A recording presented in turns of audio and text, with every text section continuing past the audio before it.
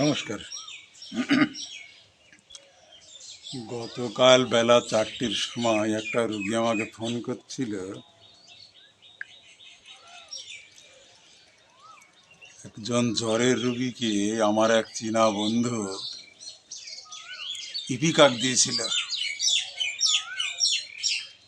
ইপিকাকে জ্বরের কোনো রকম উপশম হয়নি।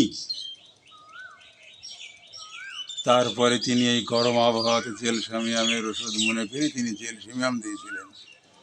তাতেও জ্বরের কোনো রকম উপশম হয়নি, কোনো রকম উপশম হয়নি। কিন্তু তার সাথে আমার তো সামনাসামনি দেখা হচ্ছে না। ডাক্তারবাবুকে আমি ফোন করলাম। রুগীর লক্ষণটা কী ছিল? রুগীর লক্ষণটা ছিল এই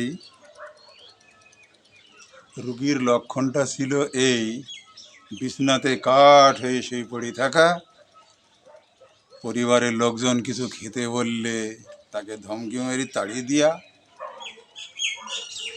আর 2 ঘন্টা 2.5 ঘন্টা পর 3 ঘন্টা পর, মানে কিছু কিছু সময় তো ঘড়ি টাইম তো দেখা যায় না,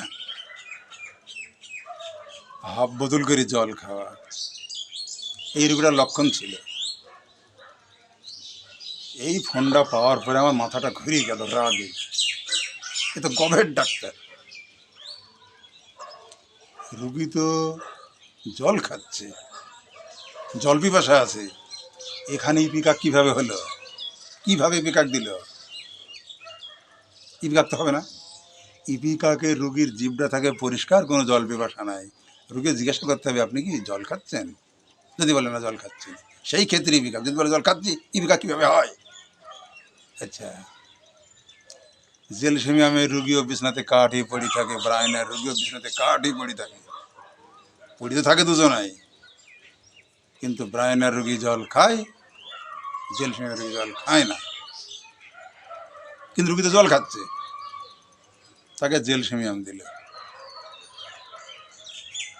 আমি তার উপরে খুব অসন্তুষ্ট হয়ে গেলাম। আমার খুব রাগ হলো। ওকে ফোনে একটু গরমভাবে বললাম যে ব্রাইনিয়া দাও না। ব্রাইনিয়া দিয়ে আমাকে 1.5 থেকে 2 ঘন্টা পরে জানাও। হ্যাঁ, আর একটা কথা, রুগী গতকাল সারাদিন পায়খানা করেনি। একবারে ডেকি বলছে রুগী যে আমাকে ব্রাইনিয়া দাও, আমাকে ব্রাইনিয়া দাও। ডাক্তার বুঝতে পারছে না, ডাক্তারের বুঝার ভুল। ঠিক মতো মেডিকা পড়ি দেখবে না, ঠিক মতো রেবোটারি দেখবে না, ডাক্তারদের এগুলো ভুল। আচ্ছা, এবার আর একটা কথা, একটা পুরনো গল্প। 15 দিন আগে একজন রুগীর খুব কাশি হচ্ছিল।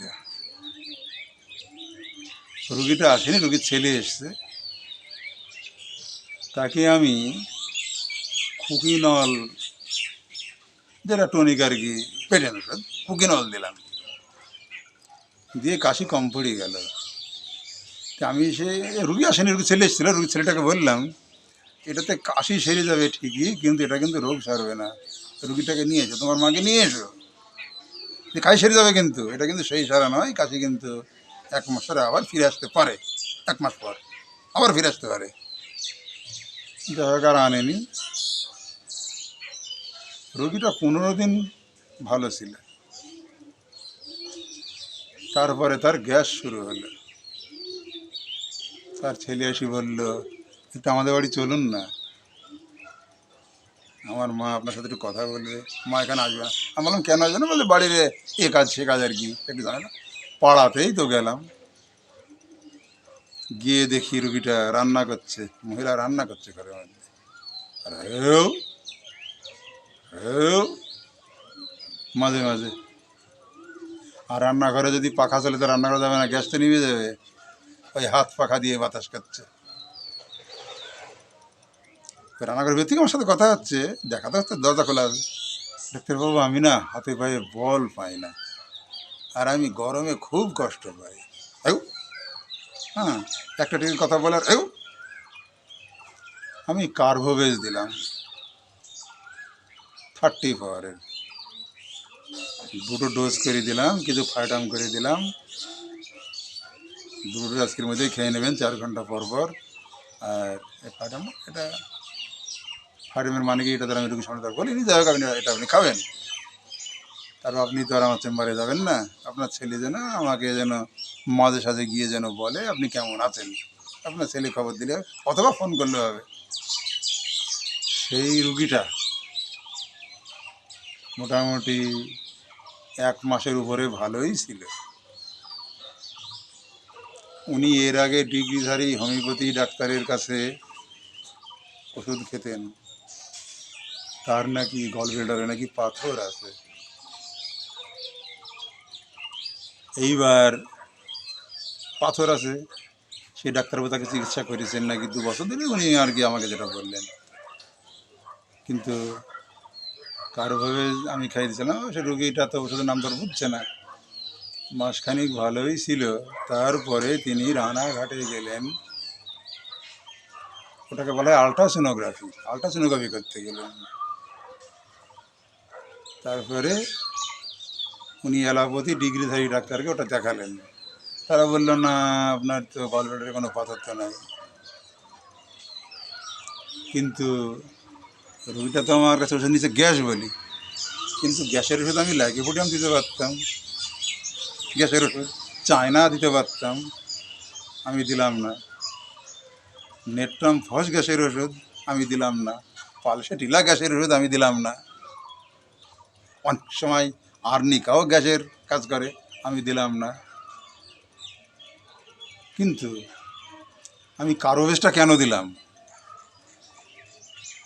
কার্বোভেজ দিলাম, রোগীটা আমাকে সাহায্য করলো ওই এগো করাতে। আর ওই যে মাঝে মাঝে ডাক্তারবাবু আমি না হাতে পেয়ে বলবে না, রোগীটা কিন্তু জীর্ণ শীর্ণ, রান্নাঘরে যদি পাখা চলে তাহলে ওনার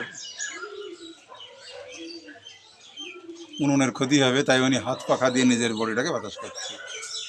কার্বোভেজ আমি ওখান থেকেই আমি সিদ্ধান্ত পেলাম এটা কার্বোভেজের রোগী। যাই হোক, সে রোগী এখনও ভালো আছে। তো ডাক্তারের মেন কাজ হচ্ছে রুগীকে দেখা, রুগীটাকে দেখিয়ে রুগীর ভাবভঙ্গিটা কেমন, ভাবভঙ্গিটা কেমন, তাকান তোকান রুগীর কথাবার্তা। হ্যাঁ, রুগী যদি বলতো আমার হাতে ব্যথা, পায়ে ব্যথা, পেটে ব্যথা, পিঠে ব্যথা, হ্যান ত্যান আমার সব জায়গায় ব্যথা, আমি নেট্রাম ফস দিতাম। বায়োকেমিক মতে নেট্রাম ফস, নেট্রাম সার দিলে গ্যাসের কাজ হয়। আমি তো গ্যাসের হিসেবে হয়তো দিইনি, আমি তো রুগীটাকে চিকিৎসা করেছি। কিন্তু আমার শিক্ষার্থী বন্ধুরা গ্যাসের রুগী পালেই কিন্তু নেট্রাম ফস, নেট্রাম সার দিবা না, গ্যাসের রুগী পালেই চায়না দিবা না। অনেক সময় তো কেন্দ্রের বইতে কিন্তু একটা একটা শখ লেখা আছে, লাইকো চায়না কার্বোভেজ, লাইকো চায়না কার্বোভেজ। আবার বলা আছে লক্ষণ না মিললে ব্যবহার করো না, কোনো কাজ হবে না। কার্বোভেজ ওটা একটা পাথর বের করার একটা খুব বড় ওষুধ। দেহে হিমোগ্লোবিন কমে গেলে রক্তে, ওটা একটা ভালো ওষুধ। কার্বোভেজের রুগী অল্পতেই হিমাঙ্গ হয়ে পড়ে, অল্পতেই শুয়ে পড়ে, আমি আর পাচ্ছি না, আমার শরীর দুর্বল হয়ে গেছে। শিক্ষার্থী বন্ধুদের এগুলো একটু বিবেচনা করতে হবে। তবে এই কথাগুলো যে বললাম, এগুলো সাধারণ রুগীরাও কিন্তু নেট্রাম ফস, নেট্রাম কিনে খেয়েই দেখতে পারেন। কাজ না হলে তখন ডাক্তারের কাছে যাবেন। আপনারা অ্যালোপ্যাথি চিকিৎসা করাবেন না, অ্যালোপ্যাথিতে গ্যাসের বড়ি দেবে, ওই গ্যাসের বড়ি কিডনিতে যে কত বড় এফেক্ট করে, এই যে কত বড় ক্ষতি করে, এরম ক্ষতি করে নিজের দেহটাকে বিসর্জন দেবেন না। যাই হোক, ভিডিওটা এখান থেকে শেষ করলাম।